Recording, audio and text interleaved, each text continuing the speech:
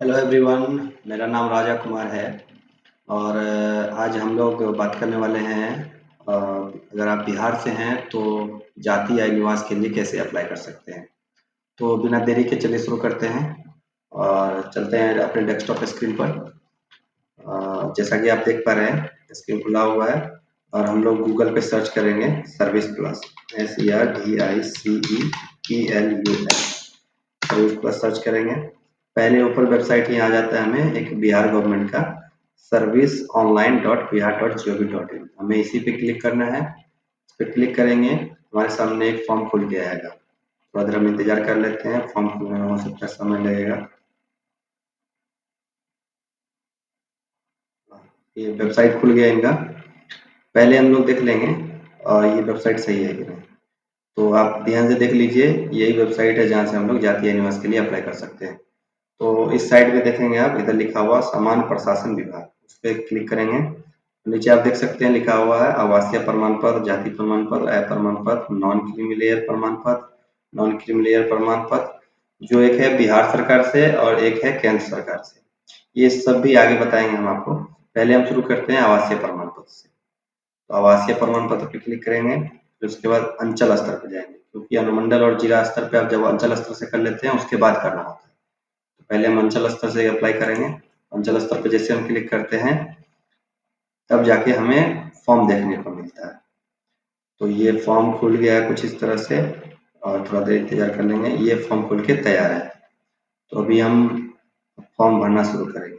पहले ऊपर में आ रहा है लिंक, तो पुरुष सेलेक्ट करेंगे। अगर आप पुरुष हैं तो पुरुष सेलेक्ट करेंगे, अगर आप स्त्री हैं तो स्त्री सेलेक्ट करेंगे, या फिर अगर कोई और जेंडर है तो वो सिलेक्ट करेंगे। उसके बाद अभिवादन।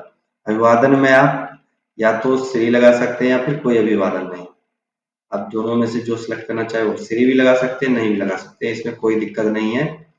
जो लगाना चाहे वो लगा दीजिए। उसी में अगर आप स्त्री में दबाएंगे तो आपको दो ऑप्शन आते हैं मिलने को। जिनकी जो शादीशुदा महिलाएं हैं उनके लिए श्रीमती लगाएंगे, जो शादीशुदा नहीं है उसके लिए सुश्री लगाएंगे। या अगर नहीं लगाना चाहे तो कोई अभिवादन नहीं है पे क्लिक करेंगे। तो हम अभी अप्लाई कर रहे हैं, वो पुरुष हैं तो पुरुष डालेंगे और उसमें श्री भी डाल सकते हैं और कोई अभिवादन नहीं है वो भी डाल सकते हैं। उसके बाद यहाँ पे नाम टाइप करेंगे, जो भी नाम है वो लिखेंगे और इस साइड आप देख लीजिए, ये हिंदी में ऑटोमेटिक नाम आ जाता है। उसके बाद फादर्स नेम डालेंगे।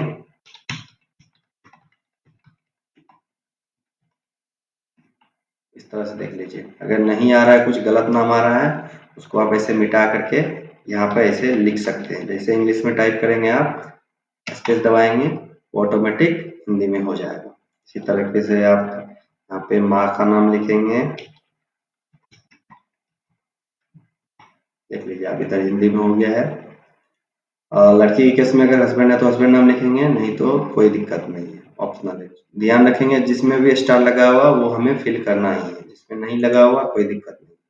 लेकिन एक चीज का ध्यान रखेंगे, यहाँ पे आवेदक का मोबाइल नंबर मांग रहा है, मोबाइल नंबर में स्टार लगा हुआ नहीं है, लेकिन फिर भी आप डालें, क्योंकि यहीं से आपको आवेदन संख्या आपके फोन पे मिलेगा। और जब आपका डॉक्यूमेंट जनरेट हो जाएगा उसका लिंक भी आपको मोबाइल नंबर पे आ जाएगा, तो अपना मोबाइल नंबर डाल देंगे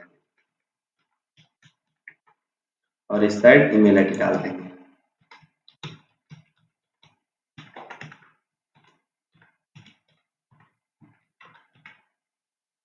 और आगे बढ़ते हैं। आगे राज्य सेलेक्ट करना है, तो बिहार से है तो बिहार ही होगा। तो जिला सेलेक्ट करना है, जिला मधेपुरा। ये हमारा जिला है इसलिए हमने मधेपुरा चुना है। जो भी आपका जिला है वो आप डालेंगे। उसके बाद अनुमंडल, जो भी आपका अनुमंडल है वो डाल देंगे। उसके बाद प्रखंड, जो भी आपका प्रखंड है वो डाल देंगे। उसके बाद अगर आप ग्राम पंचायत से है तो ग्राम पंचायत सेलेक्ट करेंगे, या अगर आप नगर निगम से तो नगर निगम सेलेक्ट करेंगे, या नगर परिषद है तो नगर परिषद सेलेक्ट करेंगे, या अगर नगर पंचायत है तो नगर पंचायत सेलेक्ट करेंगे। हमारा ग्राम पंचायत है इसलिए हम लोग ग्राम पंचायत सेलेक्ट करेंगे। और यहाँ पे वार्ड नंबर डालेंगे, ध्यान रखेंगे वार्ड नंबर सही से डालें। और उसके बाद लिस्ट है ग्राम पंचायत का, तो अपना ध्यान रखेंगे जो भी आपका पंचायत है वही डालें, गलत नहीं डालना है। उसके बाद गांव का नाम डालना है, जो भी आपके गांव का नाम है। हमारा पंचायत और गांव का नाम सेम ही है, हमारा सेम ही होगा। तो ये हिंदी में लिख के आएगा, हम इंग्लिश में लिखेंगे पहले और जैसे इस पे दबाएंगे ये हिंदी में हो जाएगा। उसके बाद डाकघर डालना है। तो सेम ऐसे ही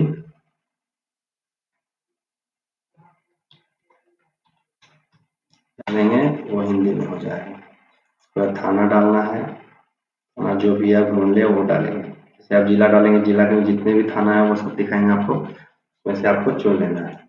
उसके बाद पिन कोड डालेंगे। उसके बाद आपको फोटो अपलोड करना है। तो ध्यान रखेंगे, इस पे लिखा हुआ है self attested photograph of applicant. तो ध्यान रखें, जो भी फोटो आप डाल रहे हैं वो फोटो पे साइन किया होना चाहिए, जो भी एप्लीकेंट है उनका।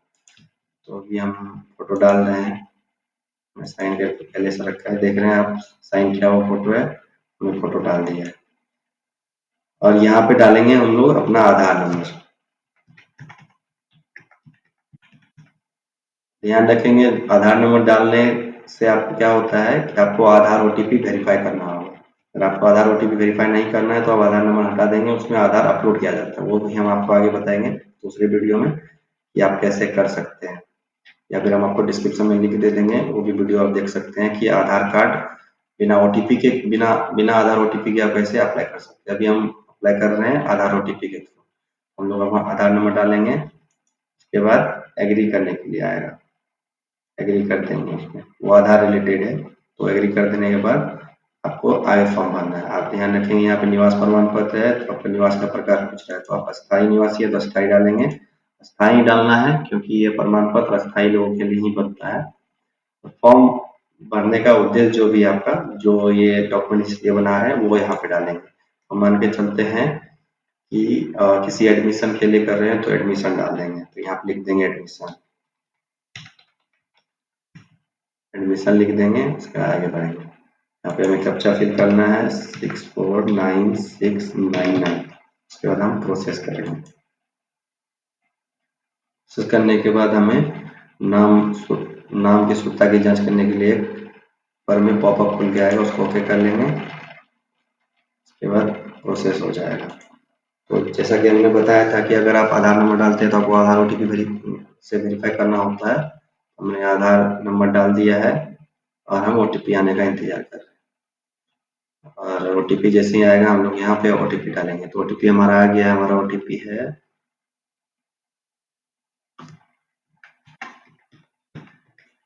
तो हमने ओटीपी डाल दिया है। ओटीपी डाल के हम वेरीफाइड करेंगे।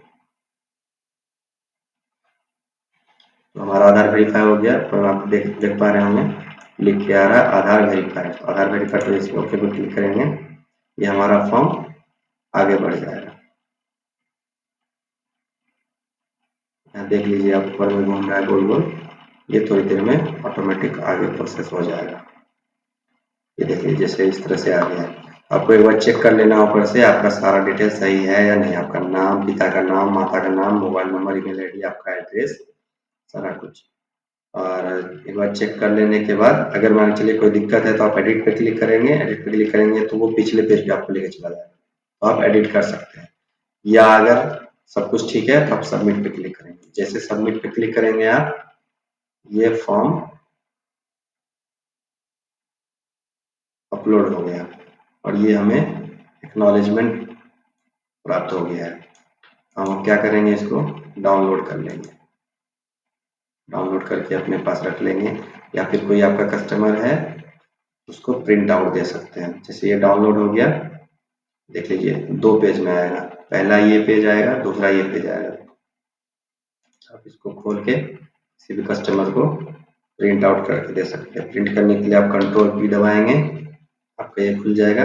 दो पेज में आप उन्हें प्रिंट करके देंगे, या फिर आप एक पेज भी देंगे उनको प्रिंट करके, कोई दिक्कत नहीं है। आप जिस तरीके से देना चाहे उस तरीके से कर सकते हैं। तो आपको समझ में आ गया होगा कैसे हम अप्लाई करते हैं निवास प्रमाण पत्र के लिए। सेम उसी तरीके से आप इसी वेबसाइट पर जाति प्रमाण पत्र के लिए अप्लाई कर सकते हैं और आय प्रमाण पत्र के लिए अप्लाई कर सकते हैं।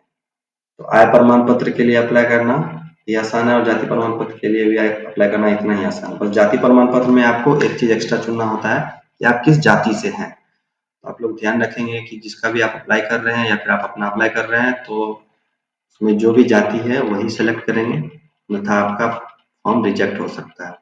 तो आय प्रमाण पत्र में आप ध्यान रखेंगे कि जो भी आय है वही डालें, गलत नहीं डालना है। इसमें भी कुछ नियम है, उसको आप ध्यान से पढ़ लेंगे पहले। तो अगर आपका इनकम 5 लाख 6 लाख से ऊपर जा रहा है तो आप कोशिश करें कि जब आप फाइल अटैच करेंगे आधार कार्ड या फिर कोई डॉक्यूमेंट आप अटैच करने का ऑप्शन आएगा, उसमें आप जो है अपना आईटीआर, पारिवारिक जो इनकम है वो उसमें संलग्न करेंगे। आपके पिताजी का आईटीआर हो या फिर आपके माताजी का हो वो उसमें डाल देंगे, या नहीं तो आप ऐसे भी डाल के बना सकते हैं। ये तीनों बनाना आसान है। इसी तरीके से आप ये वेबसाइट को सेव कर लीजिए अपने फ़ोन में, स्क्रीनशॉट ले लीजिए, अभी इसी वेबसाइट पर जाके करना है। और जब आपका बन के तैयार हो जाएगा, आप आवेदन की स्थिति सर्टिफिकेट डाउनलोड कर सकते हैं यहाँ से। जो भी आपका आवेदन संख्या है